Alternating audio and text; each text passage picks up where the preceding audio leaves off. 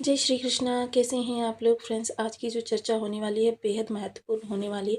आज जो हम चर्चा करने जा रहे हैं वो राहु के नक्षत्र परिवर्तन की करने जा रहे हैं, क्योंकि राहु इस दौरान क्या है, क्योंकि ये पहले से ही मीन राशि से गोचर कर रहे थे और इन्होंने अभी अभी अपना नक्षत्र परिवर्तन किया है। नक्षत्र परिवर्तन करके, क्योंकि राहु की चाल वक्री है, इन्होंने चतुर्थ चरण से प्रवेश किया है। तो इस चतुर्थ चरण से प्रवेश करने के कारण, क्योंकि ये जो हैं इस दौरान उत्तरा भाद्रपद नक्षत्र से गोचर करने जा रहे हैं, जिसके कि स्वामी शनिदेव होते हैं। और शनिदेव यहाँ पर ये गुरु की राशि में बैठे हुए हैं और गुरु जो है तृतीय भाव में बैठे हुए हैं। तृतीय भाव में गुरु बैठे हुए हैं और शुक्र की राशि में बैठे हुए हैं। शुक्र इस दशा में बेहद बलवान अवस्था में बैठे हुए हैं, जिस कारण गुरु की अवस्था भी बलवान ही है। और राहु यहाँ पर बैठे हुए हैं आपके लग्न में। लग्न का बैठा हुआ राहु राजयोग कारक होता है। तो यदि आपकी कुंडली के प्रथम भाव में 12 नंबर बना हुआ है तो ये राशिफल आपके लिए है। कुंडली में कहीं भी चंद्रमा के साथ 12 नंबर बना हुआ है तो ये राशिफल आपके लिए है। कुंडली ना होने की स्थिति में आप इसे नाम राशि से भी देख सकते हैं। यदि अभी तक आपने अपने इस चैनल को सब्सक्राइब नहीं किया है तो प्लीज़ सब्सक्राइब कर लीजिए, वीडियो को लाइक कर दीजिए, चैनल को शेयर कर दीजिए।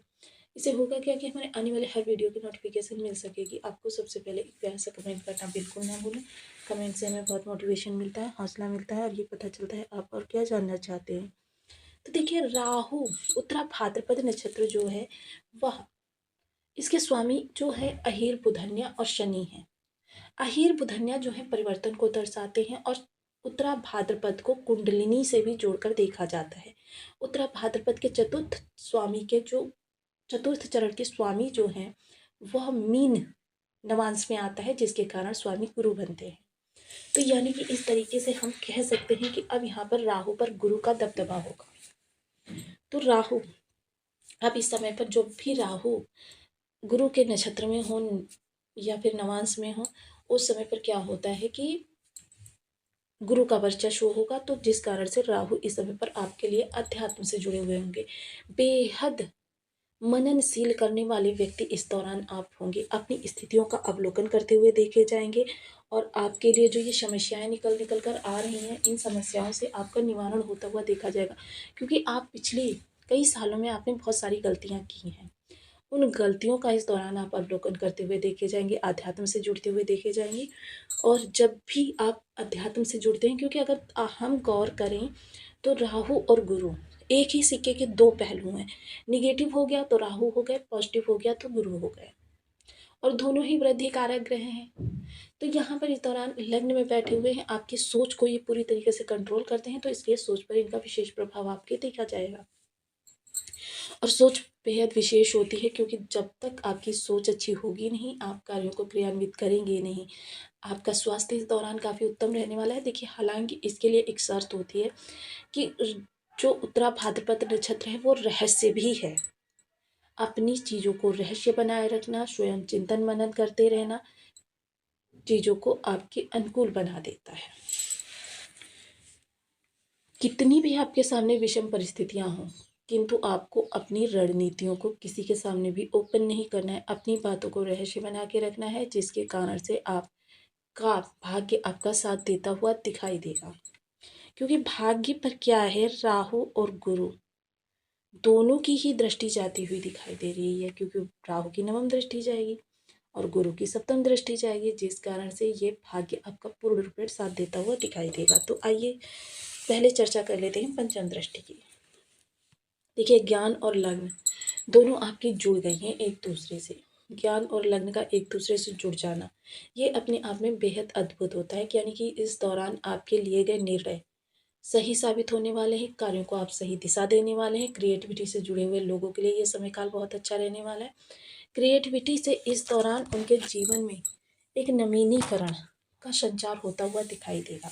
और उत्तरा भाद्रपद के स्वामी अहीर बुधन्या की जो आकृति है वो गहरे पानी से निकलते हुए शंख के समान है, जिस कारण से क्या होता है कि गहन चिंतन मनन आपके लिए बेहद विशेष हो जाता है। इस समय आप हर बात का बारीकी से विश्लेषण करने के बाद ही अपने कार्यों को आगे बढ़ाते हुए दिखाई देंगे। ऐसा नहीं है कि आपने ऊपर ऊपर से कुछ सुना और बस उसी पर ही कार्य अपना चालू कर दिया। ऐसा नहीं करेंगे आप, बल्कि इस दौरान क्या होगा कि आप हर स्थिति का बारीकी से, चाहे वो पॉजिटिव हो चाहे या निगेटिव हो, इन पर बारीकी से विश्लेषण करते हुए देखे जा सकेंगे और विश्लेषण करने के बाद ही आप कार्यों पर कार्य प्रारंभ करेंगे। चीज़ों पर संतान के लिए प्रयास कर रहे थे तो अभी रुक जाएं, क्योंकि राहु का जब तक यहाँ से संबंध है तब तक संतान के लिए यह समय उपयुक्त नहीं है। संतान की तरफ से बहुत अच्छे समाचार प्राप्त होने वाले हैं। क्रिएटिविटी से जुड़े हुए लोगों के लिए ये समय काल बहुत ही उत्तम रहने वाला है। क्रिएटिविटी में उनको विशेष इस दौरान उपलब्धि प्राप्त होने वाली है। शेयर मार्केट से जुड़े हुए लोगों के लिए ये समय काल बहुत बहुत उत्तम रहने वाला है। हालांकि पहले अपनी कुंडली का एनालिसिस करवा लीजिए। स्टूडेंट्स वर्ग के लिए भी ये समय बहुत अच्छा रहने वाला है। किसी कंपटीशन में या प्रतियोगितात्मक परीक्षा में बैठ रहे हैं तो अति उत्तम समय है। इस दौरान आप देखिए 50% आपकी भाग्य आपका साथ देगी और 50% आपकी मेहनत भी पूर्ण रूपेण आपका साथ देती हुई दिखाई देगी। बात करें गृहिणी वर्ग की, तो गृहिणी वर्ग भी इस दौरान पूरे कलात्मकता से अपने घर को संवारते हुए देखी जा सकेंगी। सप्तम दृष्टि सप्तम स्थान पर जाएगी, जिसके कारण क्या होगा कि जीवन साथी के साथ यदि किसी भी प्रकार की खटपट चल रही है, तनाव की स्थिति चल रही है, तो वो तनाव की स्थिति आपके लिए सफल होती हुई, यानी कि आपके जीवन को सुखमय बनाते हुए देखी जा सकेंगे। डेली इनकम से जुड़े हुए लोग, चाहे वो अपनी इवनिंग में पारिश्रमिक प्राप्त करते हैं या फिर मंथ एंड में प्राप्त करते हैं, दोनों भी वर्ग के लिए इस समय काल अति उत्तम रहने वाला है। उनके पहले से किए गए प्रयास अपनी इनकम को बढ़ाने के लिए इस दौरान फल देते हुए दिखाई देंगे।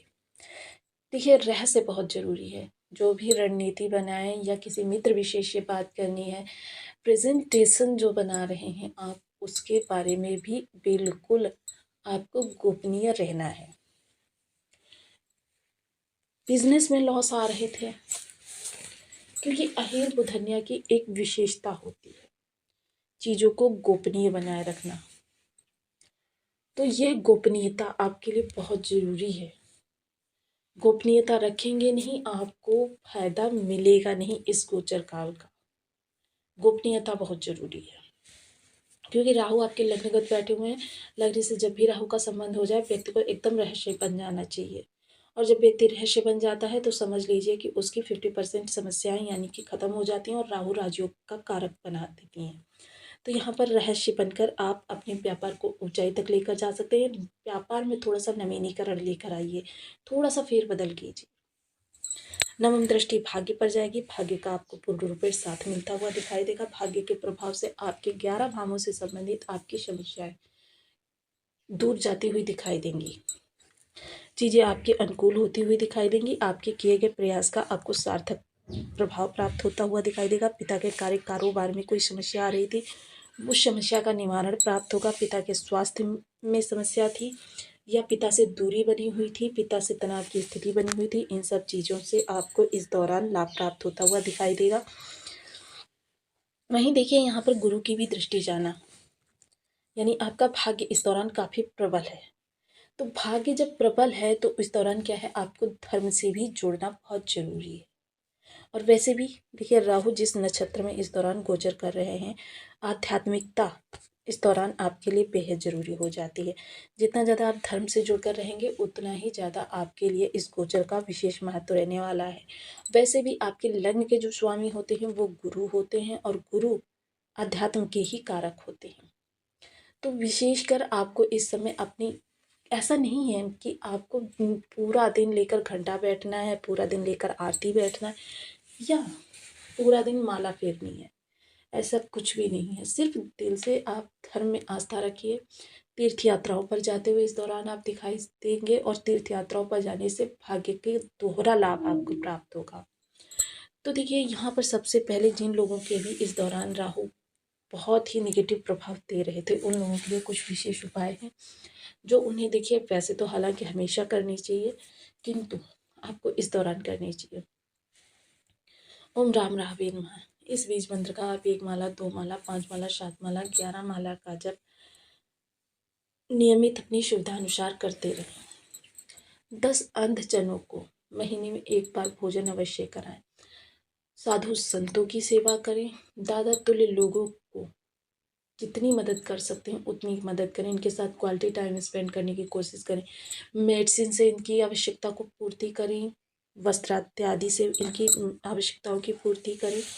ये सब कार्य करने से क्या होगा कि आपके राहु आपके लिए पॉजिटिव होंगे। और जैसा कि मैंने पहले कहा कि एक ही सिक्के के दो पहलू हैं, राहु और गुरु। पॉजिटिव हो गए तो गुरु, निगेटिव हो गए तो केतु, वो सॉरी क्षमा करें, राहु। तो गुरु को बलवान करने की कोशिश करें। केसर का तिलक मस्तक कंठ जिभ्या पर करें। पीपल वृक्ष पर या फिर केले के वृक्ष पर हल्दी मिश्रित जल नित्य प्रति चढ़ाएं।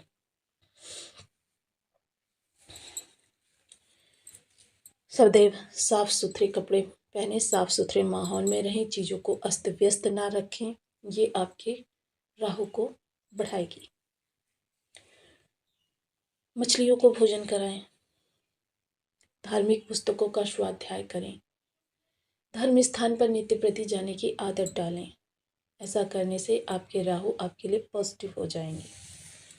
वहीं देखिए, क्योंकि शनि आपके द्वादश भाव में बैठे हुए हैं, इस दौरान शनि से संबंधित चीज़ों का आपको जल प्रवाह करना बहुत ज़रूरी हो जाता है। शनि से संबंधित चीज़ें, देखिए शनि से संबंधित बहुत सी चीज़ें हैं। काला कपड़ा है, कील है, काला सुरमा है, काले उड़द हैं, सरसों का तेल है, तिल है, ये सारी चीज़ें शनि से संबंधित होती हैं। और इनको एंटी क्लॉकवाइज 7 बार उतार कर